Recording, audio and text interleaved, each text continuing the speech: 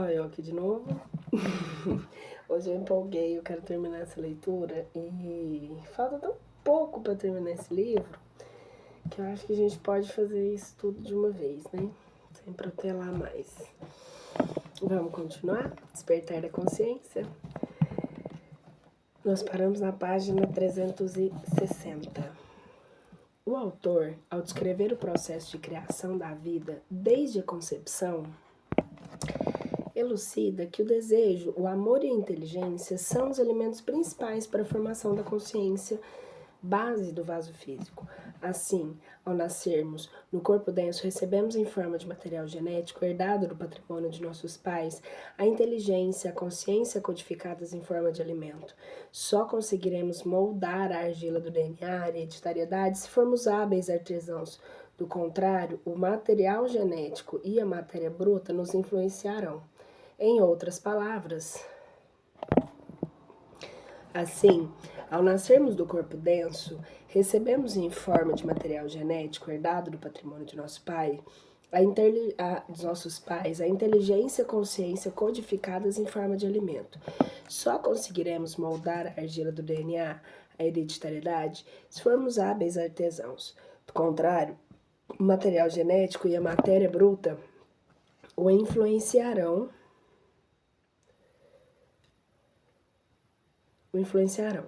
Em outras palavras, ou alimentamos conscientemente a matéria, promovendo-a, ou nos tornaremos prisioneiros dela. Só altera o alimento quem é superior a ele. A autoridade intelecto-moral será concedida àquele que fizer jus em sua vida cotidiana. Jamais avançaremos no caminho traçado pela lei da evolução, com segurança e valor, violando as leis da afinidade da permuta, auxílio mútuo. A solidariedade que rege a cadeia alimentar, citada por Joana de Ângeles e por Deepak Chopra, né? Enfim, vou colocar assim. Mostra-nos o respeito e a gratidão que devemos à vida e todas as suas frequências de manifestação. Por essa razão, ressaltamos a atualidade do Mestre Jesus ao ensinar que não é o que entra pela boca que torna o homem imundo, mas sim um comportamento em desacordo com as leis que regem a vida e, consequentemente, com a cadeia alimentar. Quando assumirmos responsavelmente a participação nessa cadeia, transformar-nos-emos em caminho, verdade e vida para os menos experientes. E em se tratando de alimentação consciente de cadeia alimentar, de acordo com a naturalidade da lei, não há fins trágicos, e sim formação, incorporação e vida. Na verdade, não acontece nada de dramático com o alimento. É preciso que tudo se destrua para renascer e regenerar. O que chamais destruição é apenas a transformação que tem por objetivo a renovação e o melhoramento dos seres vivos. Joana de Ângeles assinala: o grão que permite triturar é a gratidão que nele encontra para transformar em pão e dádiva a manutenção da vida. O eterno alimento é Deus. Jesus já nos dissera: eu sou o pão da vida. Comei, este é o meu corpo. Se beberdes da minha água, jamais tereis sede. Vós sois o sal da terra, e sereis a luz do mundo. Ele não veio derrogar a lei, mas dar-lhe cumprimento e despertar na humanidade para a consciência dos ensinamentos milenares. O alimento é Brahma, Rig Veda. Do alimento nascem todas as criaturas que vivem do alimento, e depois da morte retornam ao alimento. O alimento comanda todas as coisas, é o remédio para todos os males do corpo. Rig Veda, Taitiraya Unipashad. No momento, levando em consideração que a maioria das pessoas quer ter saúde perfeita, mas não sabe como ativar a inteligência interior, farei algumas observações genéricas sobre alimentação. Todos os pontos enumerados abaixo têm uma coisa em comum: gradualmente preparam o corpo e mente para unirem num fluxo de inteligência. 1. Preste atenção aos alimentos. 2. Pare por um momento diante da comida e fique em silêncio, de modo que a consciência absorva a refeição com tranquilidade. Coma quando tiver fome, não coma se não tiver fome. Abstenha-se de comer se estiver contrariado, seu corpo estará melhor assim. Coma devagar, mastigando bem os alimentos. Usufrua da companhia e elogie o cozinheiro. Evite comer na companhia de pessoas que o perturbam e, na medida do possível, faça as refeições com amigos e membros da família. O homem sempre teve por postura agradecer e se reverenciar. o alimento que recebe. Esse sempre foi um sinal de que a espécie respeita os laços que unem a natureza e a natureza corresponde alimentando o bem. Planejamos a ação desmembrando cada item citado por Deepak Chopra e as incontáveis formas e seres que vivem e existem e se movem no oceano cósmico nasceram da força e da substância componentes dos alimentos. Todos os alimentos, em exceção, nasceram do espírito. Analisando por esse prisma, podemos dizer que todo alimento é proveniente do amor, isto é, do psiquismo divino exteriorizado. No sentido profundo do termo, o alimento absoluto é Deus. Reflitamos. O que é prestar atenção aos alimentos? Vendo a obra em forma de alimento, vê-se Deus. A energia condensada é a mais simples manifestação do seu amor. Observando o amor manifestado em forma de alimento, pode-se sentir e compreender a essência e a grandeza da sua bondade. Percebe-se que o micro contém o macro e tudo é cópia de tudo. O alimento se apresenta como candidato e faz parte integrante do nosso cenário. Espero ouvir nossa proposta de trabalho antes de ser triturado e ingerido pura e simplesmente. Essa força, composta de inumeráveis substâncias da natureza, deseja saber qual é a tarefa que temos para ela em nosso universo. Criaremos, então, terna e amorosamente, segundo as nossas necessidades psicofísicas e espirituais. A imagem representativa da real intenção. Antes de desejar a saúde integral, reflitamos no porquê de estar almejando a harmonia em vosso universo. Imaginemos como será o nosso comportamento após a alimentação e a organização da saúde, o que significa parar por um momento diante da comida e ficar em silêncio, de modo que a consciência absorva a refeição com tranquilidade?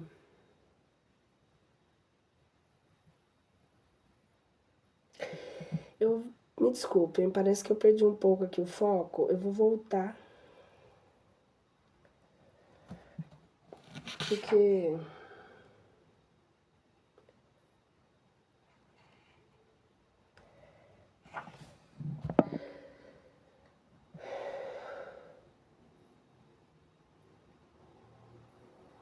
criaremos, então, terna e amorosamente, segundo nossas necessidades psicofísicas e espirituais, a imagem representativa da real intenção.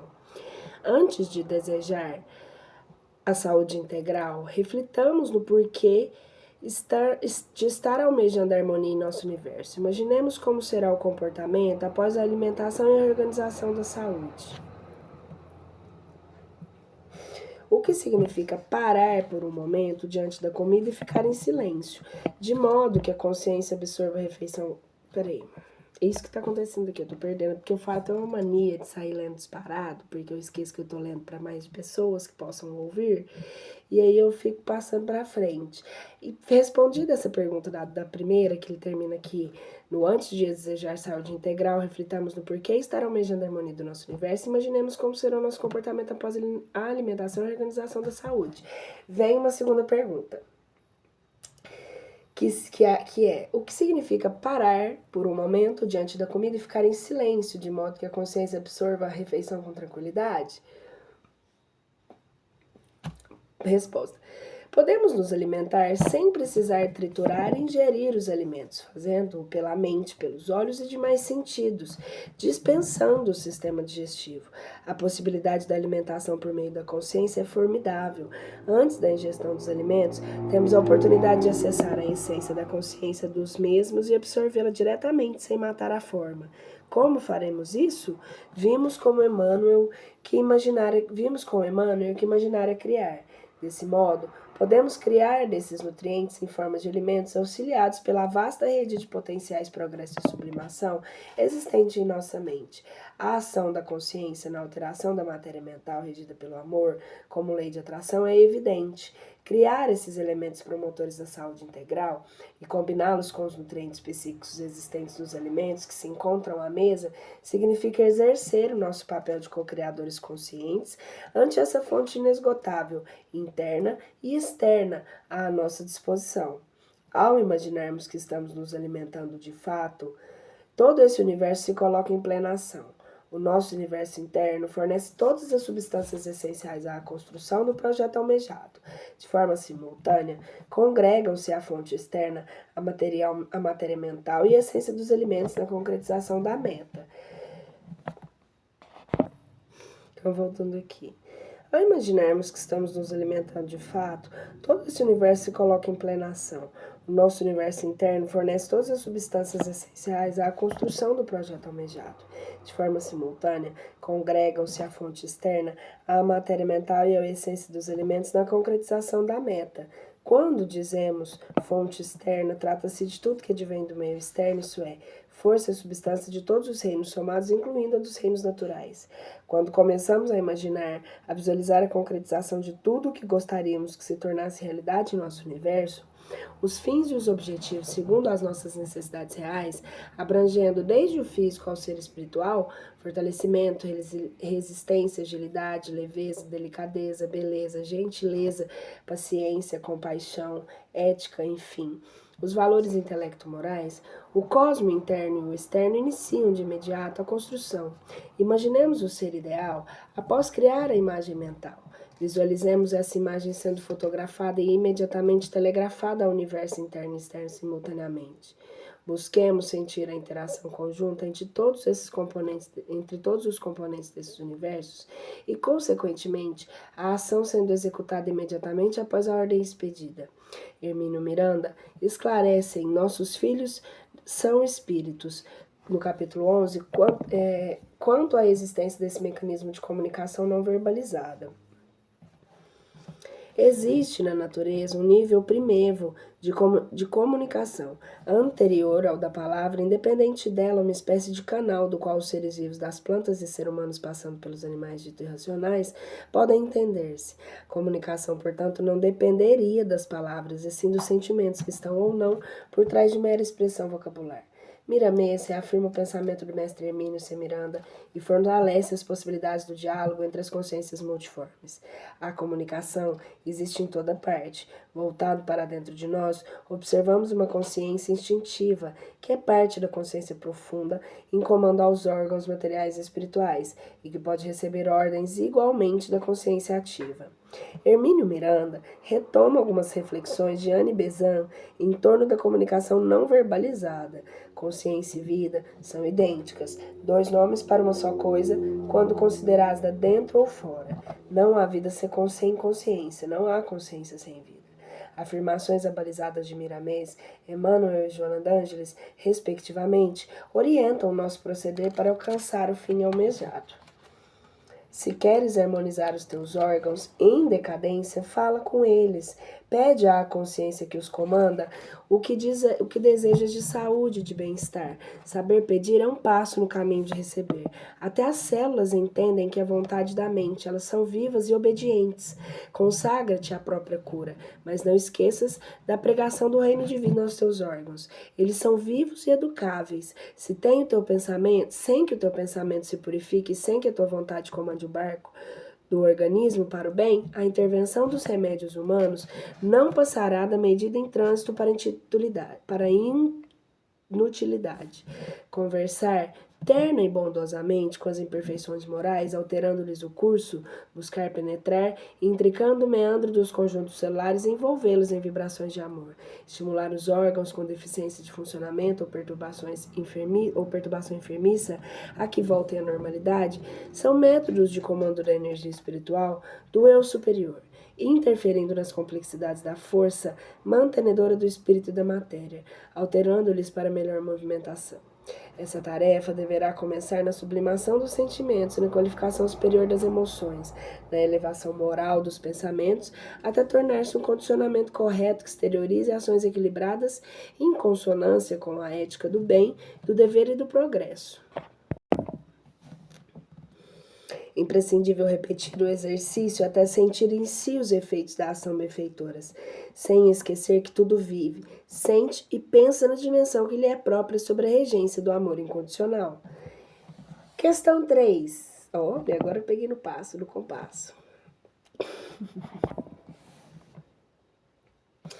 Coma quando tiver fome, caso contrário, não o faça.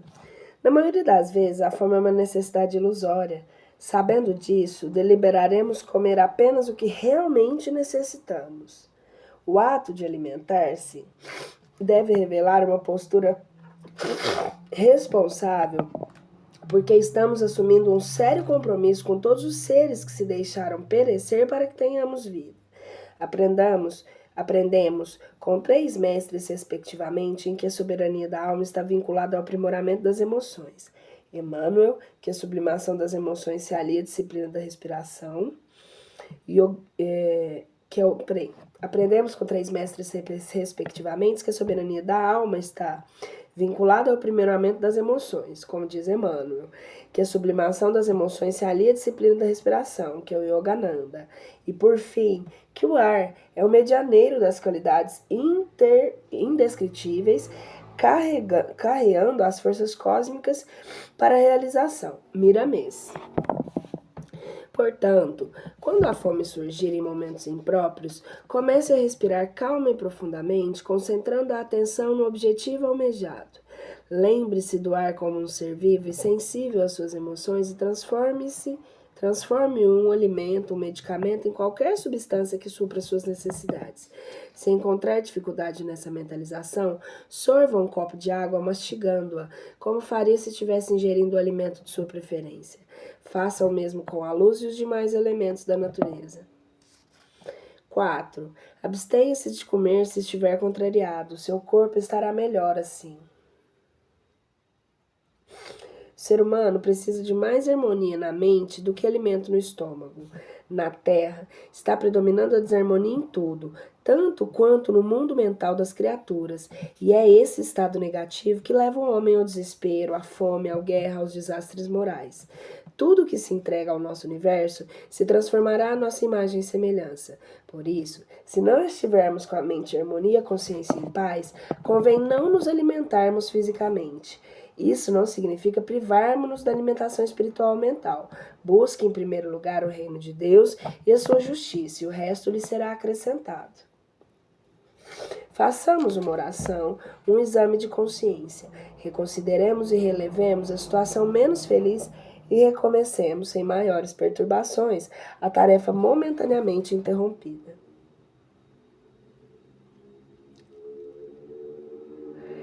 Coma devagar, mastigando bem os alimentos. Cada alimento guarda dentro de si uma fonte de energia. Para extrair e aproveitar ao máximo essa força de trabalho, faça imprescindível conceber o momento das refeições, as condições mentais, emotivas e espirituais favoráveis ao ato de incorporá-las ao atendimento como mensageiras, orientadoras, estimuladoras e encorajadoras de ação. Esses agentes neuropsíquicos e neuroquímicos são essenciais para o êxito de qualquer desempenho no universo psicofísico. Mais conhecidos como neurotransmissores, os neuropeptídeos, enzimas, aminoácidos, ou seja, os hormônios de variada ordem, são incumbidos de gerenciar quase a totalidade das atividades orgânicas. Sempre que possível, mantenha a postura e a imagem criada inicialmente. A repetição da tela mental facilitará a assimilação da energia para a execução da proposta almejada e a promoção de todos os elementos envolvidos. 6. Usufrua da companhia e elogie o cozinheiro. A gratidão, a alegria e a esperança são indispensáveis nesse processo. Não se trata de agradecer tão somente os que contribuíram de forma direta ou indireta para que o alimento chegasse à mesa, mas que isso, trata-se do compromisso assumido perante a lei de promover os nutrientes assimilados por meio de uma vivência condizente com as aspirações que acalentamos, tornando-os parte integrante de nossa consciência. Cada pensamento emitido, cada emoção exteriorizada, cada sentimento manifestado, cada palavra proferida e cada ação levada a efeito antes, durante e após a escolha, o preparo e assimilação dos alimentos, transformá-lo-ão a uma semelhança de teor desses conteúdos expressos na vida de relação. A alegria antes, durante e após o repasto fará com que as células se tornem mais receptivas, favorecendo a assimilação dos elementos, nutrientes e mensageiros psicoeletroquímicos, restauradores e mantenedores de nossa saúde. A esperança é importantíssima nesse cenário, por se tratar de uma fonte geratriz de imensuráveis recursos. Em outras palavras, a esperança revitaliza a ação gerando hormônios, unidades organizadoras e princípios vitais, recursos imprescindíveis ao êxito. O exercício dessas três virtudes, a alegria de viver, a gratidão pela vida e a esperança das melhorias, aliadas, fortalecem milhares de vezes a capacidade defensiva de nosso sistema imunológico. Vale a pena exercitá-las diuturnamente. 7. Evite comer na companhia de pessoas que o perturbam. E, na medida do possível, faça as refeições com amigos e membros da família. Sobremaneira, importantes são o preparo do alimento, a harmonia do ambiente e as companhias para não comprometermos o resultado benéfico e proporcionado pelos elementos harmoniosos advindo do universo da alimentação. O momento da refeição é sagrado, estando ou não em família. Não deve ser perturbado por assuntos contrários ao benefício almejado. Será melhor manter silêncio absoluto e perturbar o ambiente com palavras vãs ou sem conteúdos propiciadores de paz e de reconciliação. Não obstante, o mistério exposto é imprescindível sabermos que, mais importante do que quaisquer práticas e ritualismos externos, é a ação interior, mental, comportamental, que responde à realidade psíquica do homem e opera sua legítima recuperação. Por essa razão, abordaremos no próximo e último tópico dessa obra algumas facetas indispensáveis do comportamento do ser da consequência desperta, da consciência desperta. Aqueles que encontraram dificuldades na apropriação do conteúdo deste tópico ou de todo o estudo, a reflexão de Hamed em Além do Horizonte traz uma advertência. É compreensível a nossa dúvida ou indignação diante dos processos da natureza que ainda ignoramos. Por exemplo, se fosse possível contarmos a uma semente de laranja que nela existe própria laranjeira, talvez ela duvidasse ou não aceitasse.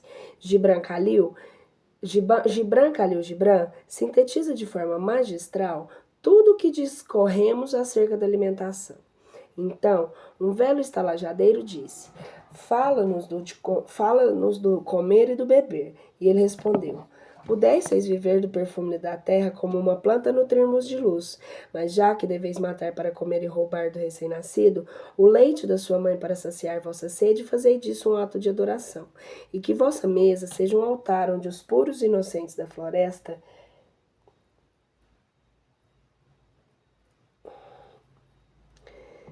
e da planície são sacrificados aquilo que ainda é mais puro e mais inocente no homem.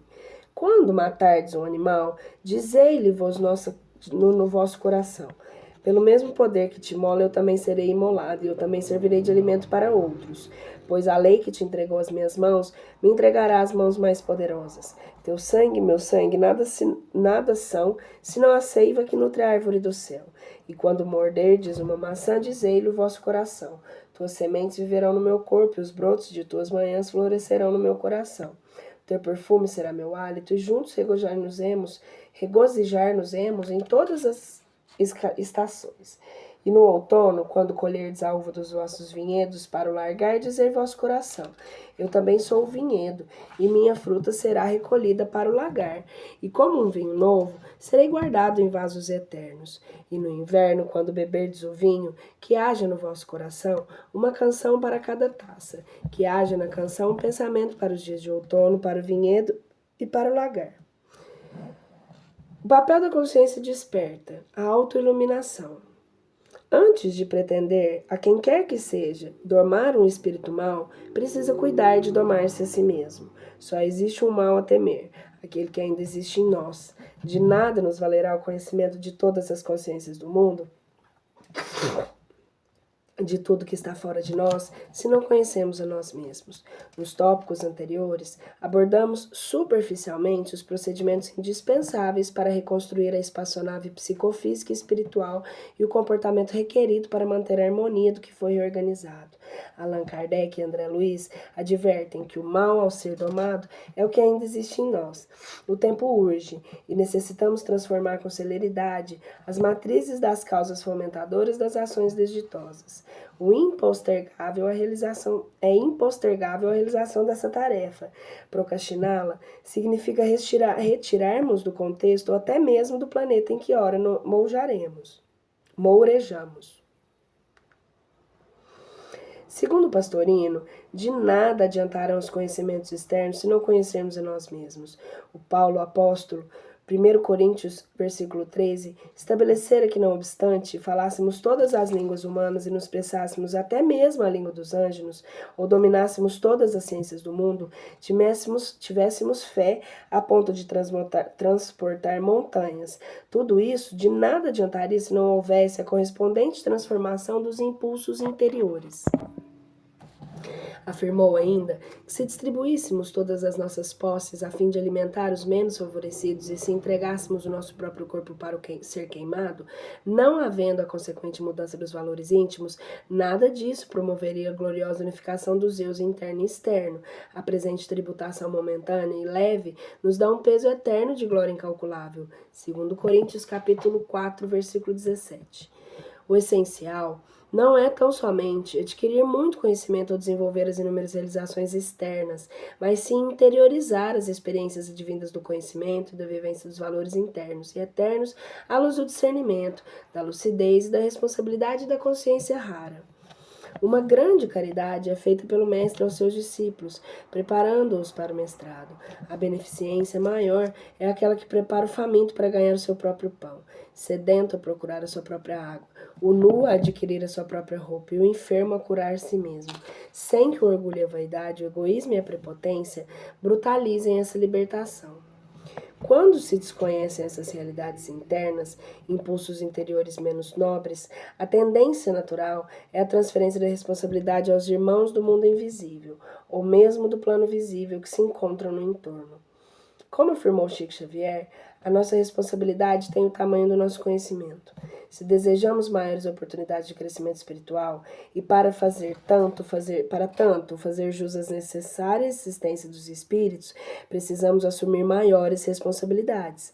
André Luiz nos alertou. Mais extensa a mordomia, responsabilidade mais extensa. A partir do instante em que se conscientiza da existência desse cenário perturbador na casa interna e se admite a possibilidade de proceder à ação transformadora da paisagem interior, torna-se factível criar novas consequências vibracionais posicionadoras de plenitude e de paz, advindas da libertação do ser, antes aprisionado nas grades da sua própria consciência. Se a conduta contraria a proposta de que acabamos de mencionar, encorajador para a execução de preventivas dos conflitos e tormentos. Se a conduta contraria a proposta que acabamos de mencionar, as recomendações de Chico Xavier podem servir de estímulo encorajador para a execução das ações preventivas nos conflitos tormentosos. Se adquirirmos complexos de culpa, se nos estarmos criando cadeias que nos aprisionam ao processo da vida inferior e vamos emitir de nós mesmos irradiações perturbadoras suscetíveis de criar muita luta, muito conflito naqueles de quem nos aproximamos, porque criamos esses conflitos em nós mesmos. Faz-se imprescindível o conhecimento pormenorizado dos agentes causadores a perturbações íntimas, objetivando as transformações das grades que nos aprisionam, nos arcabouços mentais em luzes clarificadoras para os caminhos futuros. As forças dos adversários internos se enriquecerão ante o trabalho intensivo de esclarecimento e moralização dos conteúdos vigentes na consciência torturada. Allan Kardec afirmou: o homem não é raramente o obsessor de si mesmo. Para curar alguém da obsessão externa, segundo ele, bastaria que o indivíduo assediado se tornasse mais forte moralmente do que o obsessor. Os maus pendores são para nós pior do que os maus espíritos, porque esses são os pendores que os atraem como corrupção atrai as aves de rapina. Joana de Ângeles complementa: a terapêutica mais poderosa contra obsessões é desgraças é a do amor, pela vivência da caridade, da renúncia e da autossublimação. Allan Kardec preconizou na Revista Espírita de dezembro de 1862 que, em resumo, a prece fervorosa e os esforços sérios para se melhorar são os únicos meios de afastar os maus espíritos. André Luiz profetiza: apenas o doente convertido voluntariamente em médico de si mesmo atinge a cura positiva. Percebemos sem maiores dificuldades que a causa e a cura de todas as enfermidades psicofísicas e espirituais se encontram radicadas no íntimo do próprio espírito. A venerada benfeitoria acrescenta em autodescobrimento, uma busca interior. As doenças resultam do uso inadequado das energias, da inconsciência do ser em relação à vida e à sua finalidade. E Allan Kardec, é fato incontestável a ação fisiológica de indivíduo a indivíduo com ou sem contato. O uso inadequado das energias gera doenças de variada ordem. Consequentemente, o campo vibracional perturbado interfere no equilíbrio e cria, por afinidade, o mecanismo das parcerias desditosas. Portanto, não são as mentes externas que perturbam a interna. Ao contrário, a mente interna, por sua conduta, em desalio ante as leis de harmonia, gera o campo de atração facilitador das influências externas. O maior restaurador de forças é a consciência reta que asserena as emoções. Objetivando uma compreensão mais ampla da advertência feita por Joana d'Ângeles relativamente à prevenção de doença, retomamos Kardec em Viagens Espíritas de 1862, discurso 3, para aferirmos o que é a verdadeira caridade. A caridade é a antítese do egoísmo. Este é a exaltação da personalidade, aquela sublimação da personalidade. A caridade, portanto, é a sublimação da personalidade. No que concerne ao amor, em O Evangelho segundo o Espiritismo, no capítulo 11, item 8, o amor é o sentimento que, acima de tudo, resume de forma completa a doutrina de Jesus, e os sentimentos são instintos que se elevam de acordo com o progresso realizado. Assim sendo, segundo Lázaro, o amor resume de forma completa a doutrina de Jesus. Resta analisarmos os valores resultantes da renúncia e da sublimação, ou seja, os benefícios que serão colhidos no ato de sublimar a ação com total desistência de um direito. Pietro Baldi, citado por Carlos Torres Pastorino, a Revista Espírita Allan Kardec, ano 7 e 8 de 1996, em texto sobre título de merecimento e evolução, enfatiza que onde começa o direito, acaba o amor. Evoluir é não ter direito algum. Se de fato queremos nos curar, espelhemo-nos em Thomas Edison, referindo-se aos esforços em envidar para atingir os objetivos delineados. O gênio consiste em 1% de inspiração e 99% de transpiração. Chico Xavier, cuja expressão amorosa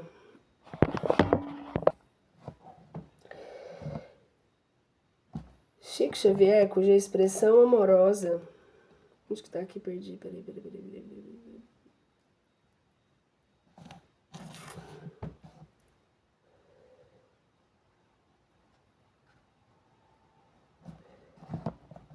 Sempre traduzia elevados ensinamentos, ainda que em tom jocoso, também estabeleceu a transpiração como caminho para crescimento espiritual.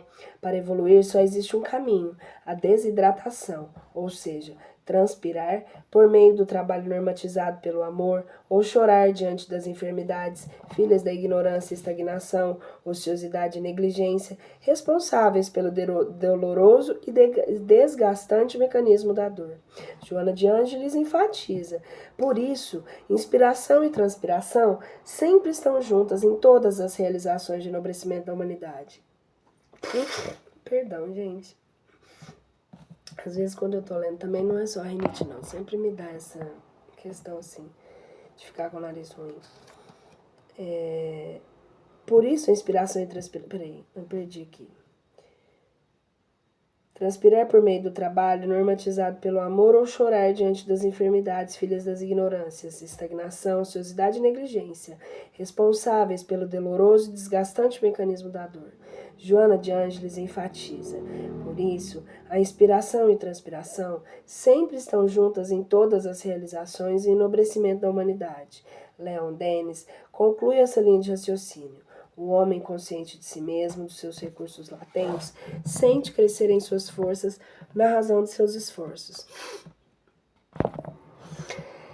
A sensação de leveza nos encoraja e nos fortalece quando trilhamos por caminhos libertos de sofrimentos desmotivadores. O uso adequado de energia de qualquer matiz ou frequência vibracional é a garantia de perene serenidade e paz interior. A caridade é o amor em ação. A renúncia é o predicado essencial para viabilizar o processo de autossublimação. O desprendimento se faz atributo indispensável para lograrmos êxito nesse projeto. Todas as virtudes são manifestações de um amor e filhas da fé. incluindo o próprio amor. Assim sendo, o amor vivenciado, não apenas teorizado, sintetiza todos os valores intelecto-emotivos e espirituais inerentes ao ensinamento universal de Jesus. Recorrendo aos ensinamentos milenares e guardados de sabedoria chinesa, deparou-se com um caminho formidável para iniciar a execução do projeto de autoiluminação, colocando as coisas em ordem.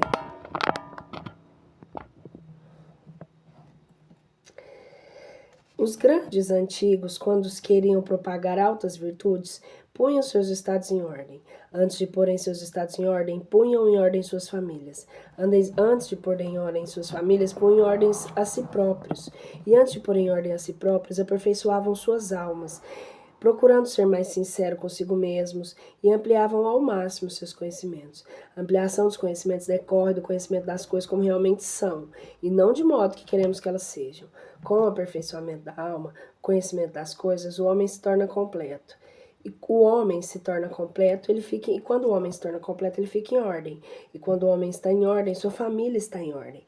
E quando sua família está em ordem, o estado que ele dirige também está em ordem. Quando os estados estiverem em ordem, o mundo inteiro gozará de paz e prosperidade. A síntese de Confúcio, 500 anos antes de Cristo, corrobora inequivocamente o assunto em torno do conhecimento de si mesmo. Dificilmente alguém ama e aperfeiçoa o que não respeita. É impraticável respeitar o que não se conhece. Ou seja, ninguém ama o que não respeita e ninguém respeita o que não conhece. Desconhecendo as nossas origens e ignorando a nossa natureza, não há como prever as vivências de que, via de regra, nos surpreenderão desprovidos dos valores concernentes à nossa destinação. Quem a si mesmo não ama, ninguém amará. Só respeita o conceito onde vive quem respeita as leis que o regem. E embora certas leis humanas sejam questionáveis e passíveis de modificação, todas evoluirão, atendendo às prerrogativas das leis morais. No primeiro capítulo desta obra, relacionamos o significado das palavras autoconhecimento, autodescobrimento, autoamor, autorrealização e autoiluminação, apontando-as como informações preliminares do muito que ainda precisamos compreender a respeito desses conceitos. Energias multiformes emanam ininterruptamente de nós como um multiverso em miniatura, gerando campos vibracionais em nosso entorno, por meio dos quais permanecemos em incessante interação e permuta com incontáveis dimensões. Esses estados dimensionais trabalham em perfeita sincronia, gerada e mantida pela lei de afinidade e sintonia. Por esse motivo, estamos conectados com todas as nossas vivências, com todos os seres dentro do mundo e simultaneamente com todos os seres de todos os mundos. Allan Kardec, em obras póstumas e no livro do Evangelho segundo o Espiritismo, mencionou semelhante realidade, sugerindo-nos que imaginássemos a potência resultante de tantas forças aliadas quando se almeja a execução de uma tarefa bem arquitetada. Nos ensinamentos da codificação e das obras complementares, encontramos subsídios que nos permitem entender melhor as nossas disposições e, com isso, efetuar com segurança o processo de autotransformação ou acelerá-lo. De todos os meios de adquirir força para chegar a isso, mais eficiente é a vontade secundada pela prece, a prece do coração. Entenda-se, e não a de palavras, das quais a boca participa mais que o pensamento. Questão 909 do Livro dos Espíritos. O homem poderia sempre vencer as suas más inclinações pelos seus próprios esforços? Sim, e frequentemente fazendo pouco esforço. O que lhe falta é a vontade. Há quão poucos dentro de vós se esforçam. A vontade é a faculdade soberana da alma, força o espiritual por excelência, e pode mesmo dizer-se que é a essência da sua personalidade. O ser pode criar o que quiser, por um uso metódico e perseverante da vontade, pois esta é a força suprema, é a própria alma, exercendo seu império sobre as potências inferiores. O uso persistente, tenaz, da vontade de permitir-nos a modificar a natureza, vencer todos os obstáculos, dominar a matéria, a doença e a morte. A prece, aliada à fé e à imaginação, são recursos de que o espírito se vale para acionar conscientemente as potências da mente, as forças e as substâncias da matéria, necessárias ao planejamento e à execução de suas metas. Os pensamentos são os arquitetos e os construtores da e na entidade pensante e representam a gerente suprema do universo mental, a vontade, manifestando por consequente a essência da consciência eterna. como o processo de fortalecimento e enriquecimento da vontade, Joana de Ângeles orienta: a coragem moral resulta de um trabalho interior de disciplina dos impulsos que se transformam com força de vontade conduzida para os objetivos nobres. O objetivo primordial do espírito é o cumprimento de todas as etapas, desde o autoconhecimento à autoiluminação. A expansão do seu patrimônio, potenciais ou estado consciencial, durante o percurso é a consequência natural da lei da evolução. Para compreendermos o procedimento adequado ao exercitar esses potenciais por meio da autossugestão, André Luiz propõe: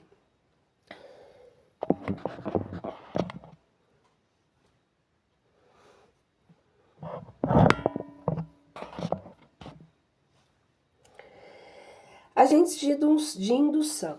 Temos plenamente evidenciada a autossugestão, encorajando essa ou aquela ligação, esse ou aquele hábito, demonstrando a necessidade de autopoliciamento em todos os interesses da nossa vida mental. Porquanto, conquistada a razão, a prerrogativa da escolha de nossos objetivos, todo o alvo da nossa atenção se converte em fator indutivo, compelindo-nos a emitir valores do pensamento contínuo na direção em que se nos fixe a ideia, direção essa na qual encontramos princípios combináveis com os nossos.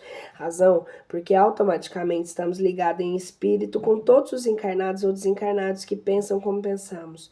Tal mais estreitamente, com mais estreita distância entre nós e eles, isto é, quanto mais intimamente estejamos comungando a atmosfera mental uns dos outros, independentemente de fatores espaciais. Uma conversação é só aquela leitura, a contemplação de um quadro, a ideia voltada para certo assunto, um espetáculo artístico, uma visita efetuada ou recebida, um conselho, uma opinião, representam agentes de indução, que variam segundo a natureza que lhes é característica, com resultados tanto mais amplos quanto maior nos faça a fixação mental ao redor deles. Ao analisar os agentes de indução, o autor sugere-nos a possibilidade de fortalecimento mental por meio da autovigilância e dos interesses que vinculam o nosso pensamento aos objetivos almejados. Onde fixarmos a atenção, situaremos nossa essência espiritual. Por essa conduta, podemos então avaliar a qualidade dos valores que elegemos para a autoiluminação, interferindo na estrutura íntima das coisas e das pessoas, no mesmo estado ou frequência vibracional. De forma geral, a consciência que despertou para essas realidades compreende que quanto mais se conhece a medida que aplica o conteúdo assimilado, transforma-se em agente natural de indução, responsável por tudo que cativa e pelo que não cativa também. Dessa consciência depende a nossa plenitude. Temos em Jesus o nosso maior modelo do agente de indução e vivência do amor incondicional. Em seu Evangelho, encontramos o roteiro seguro para a expansão desse estado consciencial. Abraçar a sua causa, servindo-o no bem que dedica à humanidade, deve ser meta essencial do ser de consciência desperta. Convidar outros da mesma frequência para engrossar as fileiras da caravana do amor e da instrução será a consequência normal, natural, do eterno aprendiz. É chegado o tempo em que se cumprirão as coisas anunciadas para a transformação da humanidade, e felizes serão aqueles que tiverem trabalhos no campo do Senhor generosamente e sem outro interesse que não a caridade. É chegado o tempo em que se cumprirão as coisas anunciadas para a transformação da humanidade, e felizes serão os que tiverem trabalhado no campo do Senhor generosamente sem outro interesse que não da caridade. Suas jornadas de trabalho serão recompensadas 100 vezes mais do que esperavam. Felizes serão os que houverem dito aos seus irmãos: trabalhemos juntos e unamos nossos esforços a fim de que o Senhor encontre a obra terminada quando chegar. E o Senhor lhes dirá: vinde a mim, vós que sois bons servidores, que calastes vossos milindres e discórdias para não deixar a obra prejudicada. Trabalhar na seara do Senhor sem outro interesse senão a caridade, significa que o Espírito de verdade nos conclama ao exercício da autossublimação, na certeza de que podemos interferir nas estruturas das coisas e das pessoas, à luz do exemplo pessoal. Convidar outros irmãos da mesma frequência, objetivando uma ação conjunta, consciente e responsável, sinaliza que podemos acelerar o processo de transformação moral da humanidade. A promoção é uma consciência natural da lei de justiça, no exercício de exemplificação do amor incondicional. Os trabalhadores dedicados, conforme a inteligência e a obra almejam criar com o Cristo, elegem como meta de transformação pessoal e coletiva, assimilando uma porção de amor em forma de substância primordial, para transformá-la em força criadora, mantenedora de vida, em todas as dimensões. sob a égide da lei de evolução em sua ascensão em todas as dimensões. Sobre a égide da lei de evolução em sua ascensão interminável, a substância, que é o psiquismo divino, se transforma em força, que é o espírito, a entidade essencial. Sequencialmente, a força revela-se condição de vida geradora e de consciência orgânica, inteligência e instintos. Os instintos são os embriões dos sentimentos, e estes se transformarão em virtudes, que são os componentes essenciais da consciência espiritual. A consciência como ser imortal, espírito, torna-se a síntese, a estrutura de novas virtudes. Francis Bacon já mencionara: a consciência é a estrutura das virtudes. O sábio Confúcio acrescenta: a humildade é a única base sólida de todas as virtudes. E Joana de Ângeles complementa: a paciência é a organização do todo. No eterno transformismo da natureza, surpreendemos substância e força gerando vida, transitória e perecível. Vida gerando instinto e inteligência, inteligência formando virtude, e virtudes compondo consciência imarcessível. Ininterruptamente, vemos a consciência incorporando e transformando a substância e a força. A vida, a inteligência, virtudes e até mesmo outras consciências menores no contínuo envolver. Diante da grandiosidade da criação, da perfeição das leis de evolução, da solidariedade e hierarquia espiritual, André Luiz, o repórter do Além em Respostas da Vida, conclama-nos: se você realmente ama aqueles que lhe compartilham a estrada, ajude-os a serem livres para encontrarem a si mesmos, tal qual você deseja a independência própria para ser você em qualquer lugar. Em sintonia com André Luiz, Miramê sugere um roteiro para a filosofia do futuro. Assim como a medicina tem um mecanismo bastante interessante do esqueleto ósseo, dos órgãos, do sistema nervoso e glandular, do mundo das células e moléculas, das ações e reações do conjunto orgânico, também a filosofia do futuro haverá de perslutrar os mesmos caminhos, espiritualizando-se, fazendo um esquema congênito do raciocínio, da fermentação de ideias, do valor fantástico dos pensamentos, dos roteiros percorridos pelos sentimentos e da ação deles no corpo físico. E de volta no próprio corpo mental. A filosofia do futuro é o ensinamento universal dos espíritos, necessitando ser mais bem compreendida e, acima de tudo, vivenciada, digna e lucidamente. Essa filosofia nos consola com as luzes do conhecimento, esclarece-nos com base científica de comprovação e nos liberta mediante a vivência de suas consequências morais. O Evangelho de Nosso Senhor Jesus Cristo. A prática da mais pura moral evangélica, no sentido mais profundo do termo, ou seja, a sublimação de nossa personalidade, quando uma centésima parte do cristianismo de nossos lábios conseguir expressar-se em nossos atos de cada dia, a terra será plenamente libertada de todo mal. Propomos, nessa etapa, a educação e fortalecimento da vontade, por meio do exercício disciplinador, dos impulsos interiores, isso é, de todas as forças exteriorizadas da nossa consciência, O objetivo essencial é a elaboração dos pensamentos bem arquitetados, de ideias mais aprimoradas, de palavras esclarecedoras, de sentimentos vivificantes, das ações iluminativas e libertadoras de todas as frequências de vida em nosso cenário de atuação. Ao acionarmos os agentes transformadores das causas conflitantes, pequenas entidades sairão do campo mental em forma de nutrientes ou hormônios de variada ordem, traduzindo-se a mensagem reorganizadora das funções psicofísicas ou em princípios revitalizadores dos veículos de manifestação da consciência. Esse manancial de forças vivas e atuantes, idealizado e edificado no corpo do campo da imaginação e da inteligência, viajará pelo veículo de manifestação da mente e o perispírito, MOB, de dimensão condensadora da energia, apontando no universo físico como força reorganizadora, mensageiros químicos ou hormônios, ou substâncias revitalizadoras, que são os princípios vitais. No decorrer desse trajeto, da mente ao físico, essas forças vivas e atuantes realizam o trabalho de um valor incalculável de orientação e especialização, promoção e sublimação de todos os estados conscienciais existentes no percurso. Após a conclusão do trabalho no universo biológico, empreendem a viagem de retorno ao ponto de origem, na espaçonave perispiritual, corpo espiritual, dimensão ascensional, em direção à mente, em forma de agentes construtores condutores das futuras realidades, ou seja, sairão do universo mental como alunos obedientes e retornarão como professores conscientes. Primeiro, obedecem e assimilam os conhecimentos, posteriormente, idealizam e presidem a formação e o enriquecimento dos novos elementos. 540 a 560 do Livro dos Espíritos. Esta vasta rede de potenciais, partindo da consciência brusca de novos aprendizados e retornando ao universo mental mais esclarecida, segue evolucionando na direção da consciência, onde será incorporada em forma de virtudes, partes integrantes indissociáveis do Cristo e do Deus interno, aplicando seu espaço geográfico às luzes de entendimento.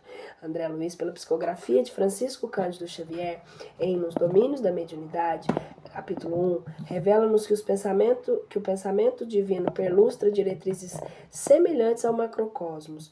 Não ignoramos que o universo, a estender-se no infinito por milhões e milhões de sóis, é a exteriorização do pensamento divino, de cuja essência partilhamos, em nossa condição de raios conscientes da eterna sabedoria, dentro do limite de nossa evolução espiritual. Se tudo o que existe no cosmos é a exteriorização do pensamento de Deus, quando pensamos em plano menor, estamos criando o Cristo e, por consequente, realizando a nossa criação a partir de nós mesmos. Como espíritos, somos raios conscientes da eterna sabedoria. Estariam as personalidades encarnadas conscientes dessa capacidade?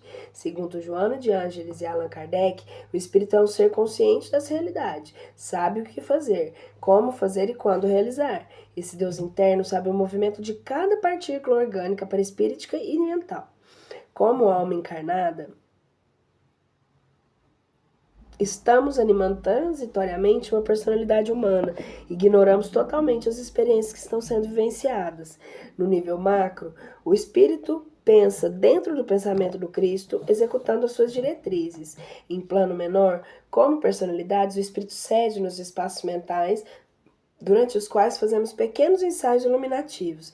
Nesse cenário, ao arquitetar o pensamento, recebemos as diretrizes essenciais e se manifestamos por meio da mente, do perispírito e do corpo físico, sendo sedimentado as experiências vigentes e abrindo os espaços para as vindouras.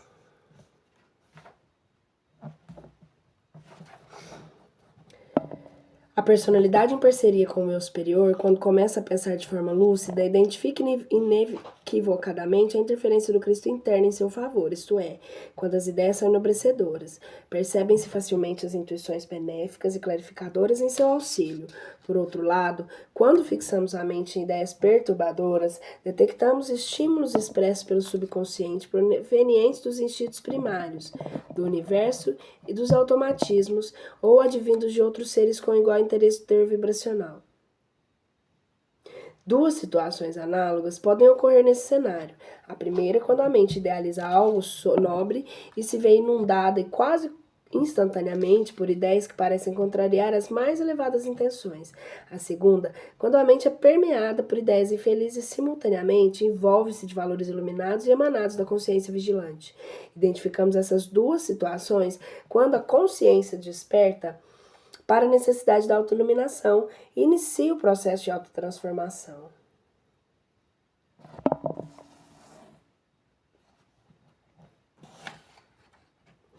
Na primeira ocorrência, percebemos a lei de evolução agindo e despertando o interesse das consciências retardatárias em relação ao projeto em vigência.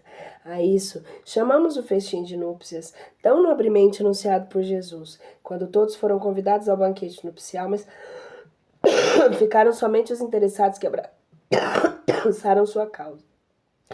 O segundo ambiente de trabalho é aquele no qual surgem convites deprimentes, tanto no universo interior quanto no exterior, cabendo à consciência desperta e vigilante, à luz do discernimento que professa, eleger as virtudes concernentes à ação enobrecedora, objetivando a promoção de todos os elementos presentes.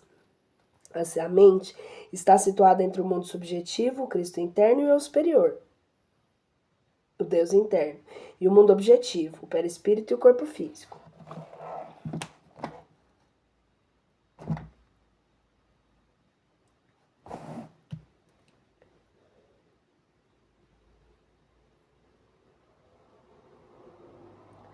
conforme expressa o instrutor Calderaro e André Luiz em Libertação, no capítulo 2. Nossa mente é uma entidade colocada entre as forças inferiores e superiores com objetivos de aperfeiçoamento. Ao acionar conscientemente o laboratório mental e as suas incontáveis potencialidades mediante as escolhas,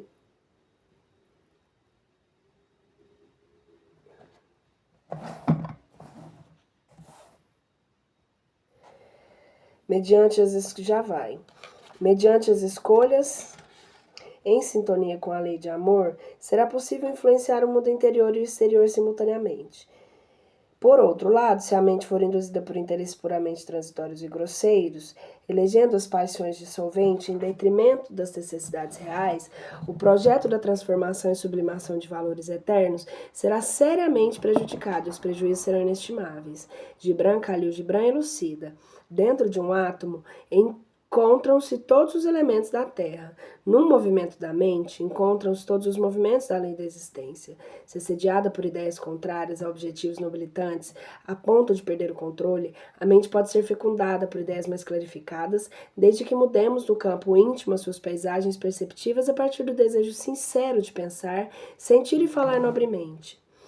Miramês enfatiza: recebemos o seu hálito divino e acrescentamos nele o que estamos em condição de plasmar, mostrando o exterior dos nossos sentimentos espiritualistas.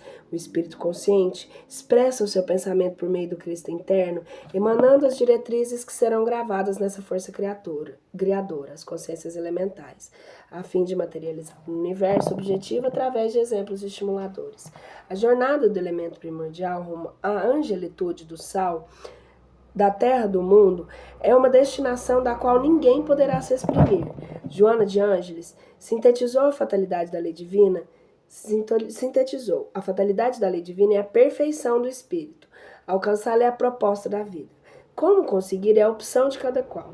Ser perfeito e feliz é uma condição que todas as oportunidades e possibilidades de abrirmos tais objetivos, mas a sua conscientização dependerá dos conhecimentos e dos valores aplicados conscientemente. Noutras obras, a benfeitora esclarece: quando ocorre o despertar da consciência, sabe-se como proceder, como frutos da análise de circunstância dos benefícios ou prejuízos que as decisões podem proporcionar. É conquista da consciência desperta o esforço para preservar os objetos elevados que alcançam o ser do parasitismo intelectual e moral, ao campo do qual desabrocham os incontáveis recursos que lhe dormem no mundo íntimo, somente aguardando o despertamento para a sua vontade que proponha. Quando qualquer vitória lograda mediante esforços inauditos, que se transforma em prazer de hábito natural, depois das várias tentativas realizadas.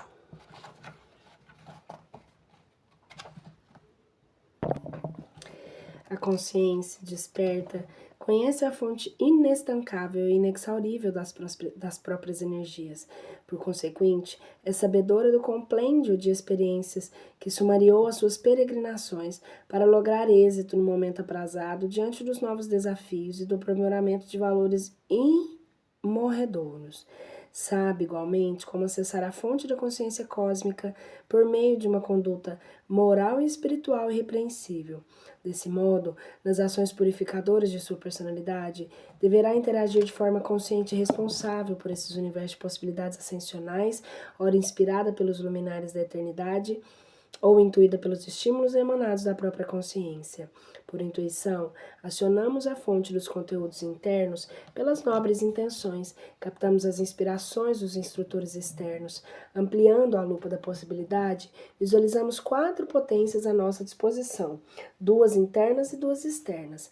As internas são a força e a substância individual, ou seja, a síntese de todos os estados conscienciais existentes na individualidade, o espírito, substâncias criadoras e forças orientadoras. As externas são a substância primordial e a lei normatizadora da consciência suprema. Isso é, a essência nutridora e a potência norteadora. Essas potências são interdependentes e permanecem interligadas por laços indestrutíveis, transformando tudo o que existe em nós e tudo que ainda devemos construir. Suponhamos que já houve a cura física, psíquica ou espiritual e precisamos manter e nutrir o que foi reorganizado. Temos na alimentação um fator indispensável para tanto, principalmente quando aprendemos a respeitar e a dialogar com o alimento em forma de amor, luz, princípios vitais, ar, água, etc. pretendemos facilitar a compreensão do processo de sublimação e iluminação consciencial, que foi reorganizado e mantido em perfeita harmonia. O exercício que segue objetiva conscientizar a meta de autoiluminação. Sugerimos a sua repetição até que se logre o êxito desejado. Compreendemos a origem e a natureza do espírito. No entanto, necessitamos entender acima de tudo como realizar com celeridade e segurança o nosso processo de autoiluminação, por ser essa nossa meta existencial.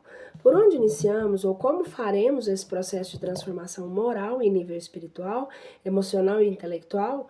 O ser moral é a inteligência, espiritual, emotiva e intelectual. Criaremos uma tela mental de visualização para dialogarmos com as multiversidades biológica, intelectiva, espiritual e emotiva, mental e espiritual, isso é, o diálogo com o corpo físico, com o perispírito, com a mente e com as imperfeições morais. A consciência desperta compreende tudo o que existe dentro e fora de si é vivo, nobre e útil. Por isso, estabelece um relacionamento amorável e frutível com todas as frequências e dimensões da vida imanentes da força suprema. O discernimento gera a lucidez necessária ante a realidade que nos envolve interpenetra desde as camadas mais periféricas aos mais sutis e delicados tecidos de nossa individualidade, convocando-nos ao exercício inadiável da autoiluminação. Por conseguinte, o ser iluminado pelo conhecimento e liberto pela vivência da mais pura moral evangélica favorecerá por seus exemplos a vivência da mais pura moral, por seus exemplos a iluminação e a transformação moral de todos os estados de consciência coletiva, aprimorando, construindo e compartilhando talentos. Encontra-se em pleno exercício na consciência desperta, égua ou alma encarnada, algo que deseja construir, algo construído que se deve aprimorar e algo aprimorado que se almeja compartilhar. Assim sendo, ao eleger uma ideia, quer seja de auxílio a si mesma ou semelhante, manifestará nas três frequências propostas a sua essência como potencial existente e atuante, em aprimoramento e expansão, ou processo de elaboração e construção. O ser espiritual é a consciência, a síntese das suas experiências e habilidades adquiridas. O ser moral representa as qualidades da consciência e o ser mental manifesta a essência do ser moral. A inteligência por meio dos pensamentos, sentimentos, emoções, ideias, palavras e ações. A ação transformadora pode ser exercitada de duas maneiras, seja selecionando por vontade própria a essência virtuosa a ser ofertada, a imperfeição a ser trabalhada ou potencial a ser construído, seja em forma de inspirações e intuições instrutivas que sugerem a nossa paisagem mental, consciencial, a construção de novas realidades, a especialização de conteúdos inerentes à consciência ou a essência de personagens conflitantes. Por exemplo, se estivermos diante de uma situação menos feliz ainda não identificarmos o elemento perturbado ou perturbador, é interno ou externo e devemos eleger a ideia de compartilhar as mais nobres virtudes, com o objetivo de consolar, esclarecer e libertar esse elemento em conflito. Se for um convite à sublimação de valores favoráveis aos propósitos e à elaboração de novos cenários que expandam e iluminem beneficamente a atuação de personagens, passando pelo crivo da lógica e bom senso, abracemos a causa sem maiores preocupações. Em qualquer vertente na qual se apresentem os personagens, peças e cenários, o palco de teatro inicial para a encenação será sempre laboratório mental e universo das possibilidades. Ao exercitarmos virtude em pauta, enriqueceremos simultaneamente a força e a substância internas e externas como fontes de energias orientadoras e restauradoras, e de igual modo, a essência ou entidade a ser elaborada, promovida ou edificada. Qualquer frequência ou forma de manifestação a que se apresente a consciência dos envolvidos será mais clarificada ao término de cada ação. A inteligência, a imaginação e demais potenciais gravarão na estrutura íntima da energia multiforme a essência das mais sublimes virtudes de um exercício do universo imaginário, antes de serem exteriorizadas, objetivando a individuação do espírito e o enriquecimento das suas unidades, desde as partículas embrionárias ao ser integral. A principal característica da autoiluminação é compreender que não existe ninguém maior ou menor, exceção feita a capacidade de amar da unidade. Todos os seres merecem igual tratamento, conforme recomenda a lei da solidariedade. Nesse contínuo e perseverante exercício de ascensão, não devemos perturbar intencionalmente qualquer manifestação consciencial que não deseje e não necessite do que almejamos ou nos situe em nossa frequência vibracional. Nosso propósito é compartilhar experiências e aperfeiçoar, transformar pendores e construir novas potencialidades. Nesse sentido, vale recordar a Miramês. Deveis respeitar todas as criaturas na altura em que elas se encontram e nunca violentardes os direitos alheios. Compadecei-vos dos que sofrem, ajudando-os a compreender o motivo de seus sofrimentos. Não deveis gastar tempo com quem não deseja aprender, mas dar toda atenção àqueles que estão em sede de paz e fome de amor. Ao criarmos ideias sintonizadas com o nível consciencial de nosso semelhante, a sua capacidade de assimilação, o nosso universo será beneficiado pela lei da reciprocidade na ação vigente. Mesmo sem pensar em retorno ou por ele esperar, novas realidades serão construídas e aprimoradas, consequências naturais desse processo. Tensionando algo realizar em benefício do próximo, como a modificação de uma ideia menos feliz, de um pensamento em desalinho, de uma emoção desgovernada, ainda que não possuamos recursos para cometimento, sairemos fortalecidos, pois somos auxiliados e nos propomos a auxiliar. Ao optar por esse exercício, faça necessário criar uma entidade em forma de pensamentos, de ideias, sentimentos e palavras, enriquecida pela inteligência intelectual, motivada, emotiva e espiritual, envolvendo os elementos que desejamos auxiliar em vibrações de amor incondicional. Se a situação sugere que o indivíduo esteja sofrendo pela perda de valores materiais, fica implícito que não utiliza adequadamente a inteligência intelectiva. Se a emoção que nos chega à mente sinaliza que o personagem sofre pela dificuldade nos relacionamentos pessoais, conjugais, etc., pressupõe-se que não está impregnado devidamente a sua inteligência emotiva. Se o sofrimento se dá pela ausência de valores ético-morais, isso nos demonstra que está em falta o exercício consciente da inteligência espiritual.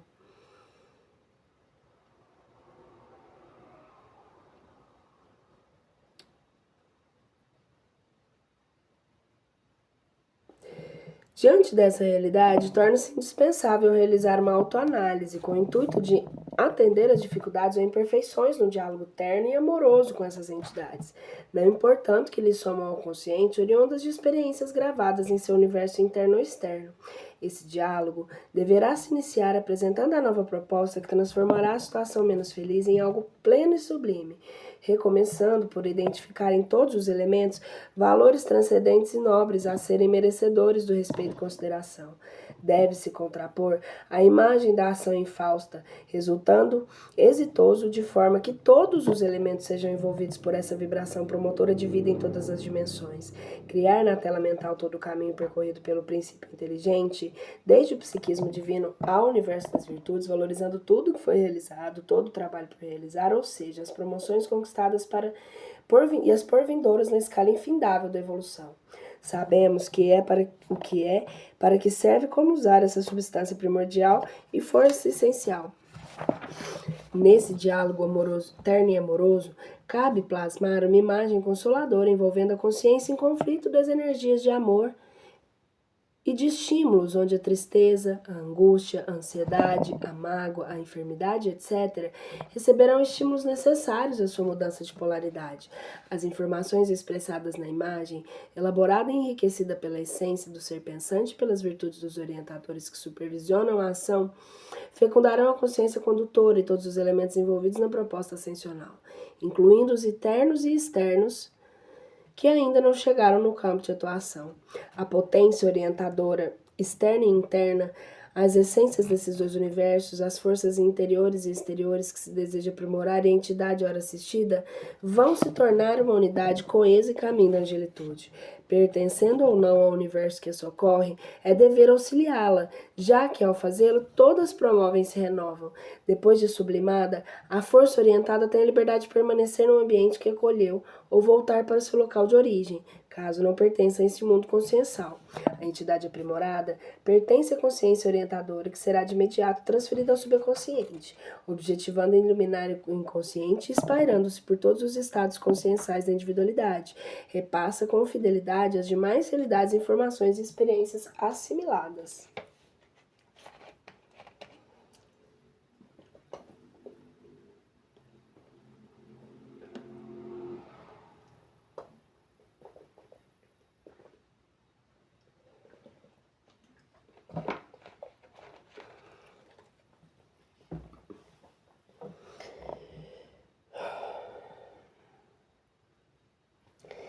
Se a entidade pertencer a outro ser e a dificuldade for físico-intelectiva, viajará em direção à consciência biológica. Se a dificuldade for psíquico-emotiva, viajará para as consciências perispírita e mental. Por fim, seguirá para o eu superior e para a consciência imperecível, o espírito, objetivando a transformação das imperfeições ético-morais, ou seja, a iluminação dos valores do espírito. As vibrações emitidas pelos raios das orações na direção dos assistidos lhes servem de inspiração, assim como as virtudes emanadas da mente dos luminares visando auxiliar-nos, prestam igual serviço, isso é, recebemos inspiração por meio de suas vibrações e emissões instrutivas. Quando a individualidade ora em benefício das suas personalidades, elas concebem os valores expressados pela consciência em forma de intuições. A proposta de autoiluminação deve ser a meta existencial da consciência que despertou. Em qualquer momento, estágio ou setor da vida, apenas fará que julgar coerente com a lei da justiça, amor e caridade. Como um verdadeiro homem de bem, vivencia essa lei em sua maior pureza. Consulta constantemente sua consciência para ver o que é possível realizar em qualquer frequência ou estado dimensional, tratando o seu próximo de tal forma que ninguém tenha do que se queixar, a não ser perdendo uma oportunidade de não perdendo nenhuma oportunidade de ser útil, fazendo a outrem somente o que gostaria que lhe fizessem. Ao chamarmos o despertar da consciência, a isso chamamos o despertar da consciência, consciência que despertou por meio do autoconhecimento, do autodescobrimento, do autoamor, da autorrealização, chegando ao estágio que chamamos de autoiluminação. Nada é impossível àquele que crê e ama. Sempre vence, sempre vence se tem firme vontade. Vontade firme é aquela que se faz disciplinada no exercício do dever, da obediência, da paciência, da perseverança e da autoconfiança. A fé gera autoconfiança e esta gera paciência, que se capacita na organização de todo o espírito. O trabalho no bem gera serenidade e o desprendimento gera amor. O amor é a manifestação mais potente e evidente em Deus e ao mesmo tempo a força mais discreta e sutil. É muito importante querer, essencial saber, mas é imprescindível a conjugação do verbo amar. Amar e instruir, eis a recomendação fundamental do Espírito da Verdade. Nada é impossível àquele que crê e ama. Sempre vence se tem firme vontade. Vontade firme é aquela que se faz disciplinada no exercício do dever, da obediência, da paciência, da perseverança e da autoconfiança. Fé gera autoconfiança, que gera paciência, que se capacita na organização de todo o espírito. O trabalho no bem gera serenidade, desprendimento gera amor. O amor é a manifestação mais potente e evidente em Deus, e ao mesmo tempo a força mais discreta e sutil. É muito importante querer, essencial saber, mas imprescindível a conjugação do verbo amar. Amar e instruir, eis a recomendação fundamental do Espírito de Verdade. Se amar é a vivência, a aplicação prática de tudo que já sabemos, a instrução é a aquisição de novos conhecimentos, seja para compartilhá-lo com os semelhantes e para aperfeiçoar o que já somos, seja para conquistar outras dimensões do saber ou novos horizontes. Deus não tem segredos para com seus filhos, mas pede preparo para que possamos suportar as revelações espirituais. O Espiritismo é uma filosofia transcendente, uma ciência imanente e uma moral consequente. Sua proposta fundamental é estudar a origem, natureza, destino dos espíritos, tendo como meta essencial a iluminação e libertação das consciências.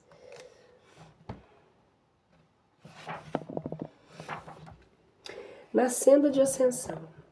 O animal caminha para a condição do homem tanto quanto o homem evolui no encalço do anjo. No reino animal, a consciência e a afeição de crisálida movimenta-se em todos os tons do instinto em rumo à inteligência. No reino animal, a consciência avança em todos os aspectos da inteligência, objetivando a conquista de razão sublimada pelo discernimento. E no reino angélico, essa mesma consciência em múltiplas expressões de sabedoria e amor segue vitoriosa para a perfeita santificação, comungando a perfeita felicidade do Pai Celestial. No campo das formas efêmeras, cada ser, portanto, pode presidir à parte na elaboração dos próprios valores que erguerão aos níveis mais altos da vida. No campo das forças efêmeras,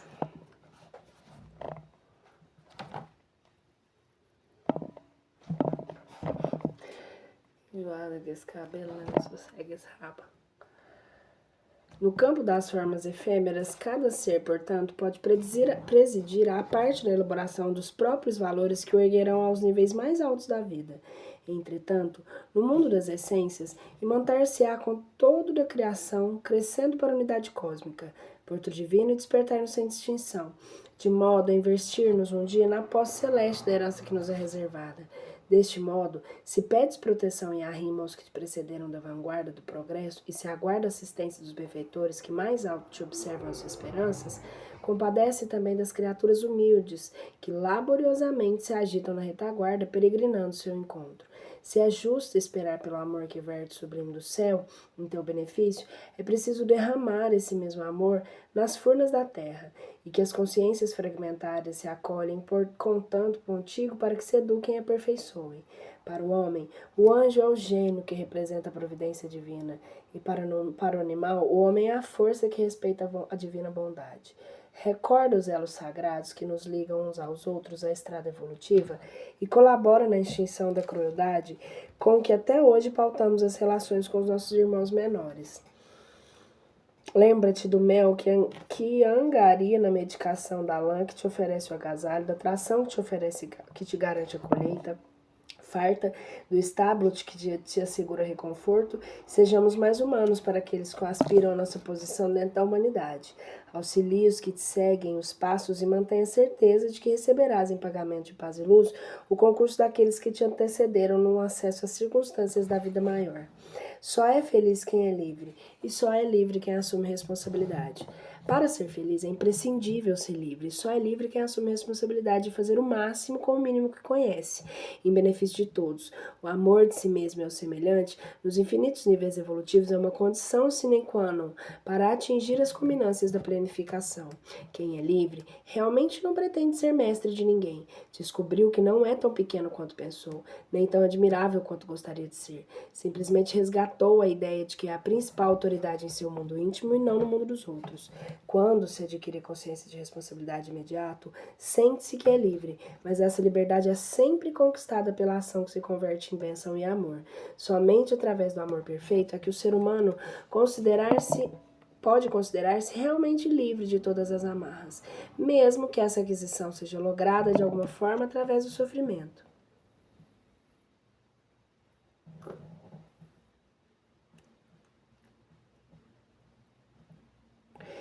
Ser responsável é fazer somente o bem que propicia o eterno bem, ou seja, pensar, sentir, falar e agir de conformidade com as determinações da lei da justiça. Amor e caridade em sua maior pureza e simplicidade, dentro dos parâmetros daquilo que gostaríamos que se tornasse real em nossa existência. Ser livre é amar incondicionalmente todos os estados dimensionais da criação, compreendendo-os, respeitando-os dentro de suas limitações e necessidades evolutivas. Não devemos tolher a liberdade de quem quer que seja, nem tampouco ser conveniente com a imaturidade e a responsabilidade de alguém. No entanto, podemos e devemos iluminar e libertar inúmeras outras consciências de luz à nossa transformação pessoal. Segundo Leon Denis, pode-se alcançar esse resultado por procedimentos diversos, pela ciência, pela meditação, pelo trabalho ou pelo aperfeiçoamento moral. O melhor procedimento é utilizar todos esses modos à aplicação e contemplá-los uns com os outros. Porém, mais eficaz é o exame de consciência e introspecção. Acrescentemos o desapego às coisas materiais, a vontade de melhorar a si mesmo, a união com Deus em espírito e verdade, e veremos que toda religião verdadeira, toda filosofia profunda encontram aí sua fonte e se resumem nessas formas. A vida é preciosa e deve-se vivê-la intensamente, objetivando a velocidade plena, a saúde integral e paz interior e a perene harmonia. Para tanto, faça inadiável e intransferível o despertar da consciência individual e o consequente despertar na consciência cósmica, ou seja, amor e trabalho conscientes em todos os matizes do sal da terra à luz do mundo. Eis porque o Espiritismo não propõe o sentido psicológico da existência terrestre, que pode ser reduzido a fatores essenciais. O amor em todos os seus aspectos, o trabalho de dignificação pessoal da sociedade e, por fim, a transformação de qualquer tragédia, mortes prematuras, processos de injustiça, doenças irreversíveis, dificuldades econômicas e acontecimentos infelizes, em triunfo pessoal no lago de no lago jornadear pelas sinuosas estradas físicas, como me prescrevia o admirável psiquiatra austríaco Viktor Frankl. A liberdade com responsabilidade, a competência, fé criteriosa e lúcida, trabalho honesto e digno e a consciência luarizada pelo ensino universal dos espíritos, libera por um proceder íntegro, resumem-se no que necessitamos para uma vida perfeita em todas as dimensões, do ontem, do hoje e do porvir. Os estudos a que procedemos em O Despertar da Consciência do Átomo ao Anjo, objetivaram lograr uma compreensão mais ampla das singularidades do espírito e desse extenso caminho formidável, complexo por ele percorrido. O entendimento mais preciso dos aspectos da verdade, oculta nas obras da codificação espírita e em obras complementares, exige um estudo atencioso, efetuado no silêncio e no recolhimento pelos interessados na origem da vida, na sua complexidade e na sua fatalidade. Trata-se de uns muitos véus que, doravante, deverão ser removidos a propósito do ensinamento universal dos Espíritos, porque está próximo o tempo em que a verdade brilhará por toda parte. Prolegomenos, muita paz. Cada um de nós compõe a sua história, e cada ser carrega em si o dom de ser capaz e de ser feliz. Tocando em frente de Almir Sater e Renato Teixeira.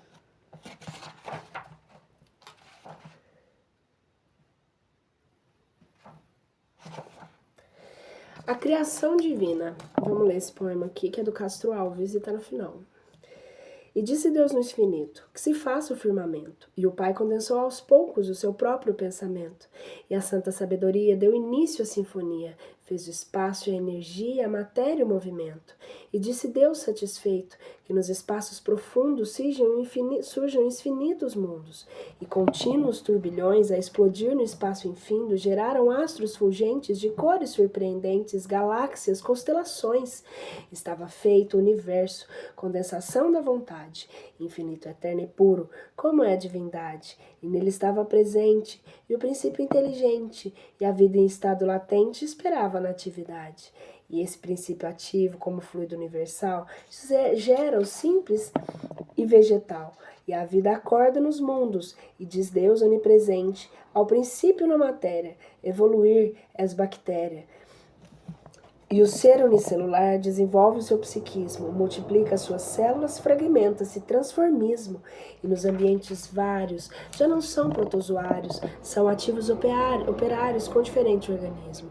E o princípio inteligente, com a lei da reencarnação, vai sofrendo mutação nos vários corpos que agita. Cresce nas águas, no solo, evolui nos campos e erra. E o animal feroz na guerra sofre, geme, chora e grita. E chega o grande momento, vai espantar-se a criação. Deus proclama em muitos mundos agora a humanização. E a santa lei paterna que o universo governa gera o homem da caverna, ilumina-se a razão. Humanidade se espalha nos mundos já se garantiu. Marcha o homem para o infinito como quer o Criador. Desenvolve o raciocínio, adquire o conhecimento, vence a treva, o raio e o vento, a neve, o mar e o calor. Mas a criação não para, vão nascer novos mundos, rubros sóis geram planetas, pequenos grandes rotundos, e a terra, que é um estilhaço, surge da entrada pelo espaço, já trazendo no regaço da vida dos germes fecundos, e com lei da evolução ganha o globo o ser humano, desde logo é soberano, na planície rio serra, vai passando o fio do tempo, e o homem já milenar ainda é bruto, e a guerrear lava em sangue toda a terra. Povo escravo não tem pausa no trabalho à luz do archote, e monumentos, impérios são erguidos com chicote. Cresce a cultura imortal, mas pouco avança a moral. É a lei e o pedestal, é a força, cruz e garrote. Mas diz Deus onisciente, a uns seus assessores, ouço da terra os clamores, geme o meu povo na cruz, desce o Cristo ao escuro mundo e prega a fraternidade, a verdade e a caridade, e inunda a terra de luz. E a luz espancou as trevas para que o homem não peque, depois reencarna Kardec, e o globo vê nova luz, e o gigante com a ciência descobre e analisa o espírito, interpreta o perispírito e complementa Jesus. Todas as leis estão ocultas, são dadas à humanidade, dissolvem-se antigos dogmas à luz da mediunidade. E o homem que vivia aflito na matéria circunscrita, hoje fala com o infinito, tem à mão toda a verdade. O universo é pensamento, condensado é vibração, mas o espírito já puro foge à humana concepção. Vê o átomo e a energia, de Deus a sabedoria, o amor que ele irradia e tem o Pai a visão. Por isso, homens da terra, piedade com os ateus, como teve Jesus Cristo, como antigos fariseus. Sedes bons, tende humildade, praticai a caridade, e aqui na imortalidade vereis a face de Deus. Castro Alves. Cara, amei esse livro. No final dele, a gente tem um glossário e as referências bibliográficas, mas eu vou terminar com esse poema do Castro Alves. Até o próximo livro.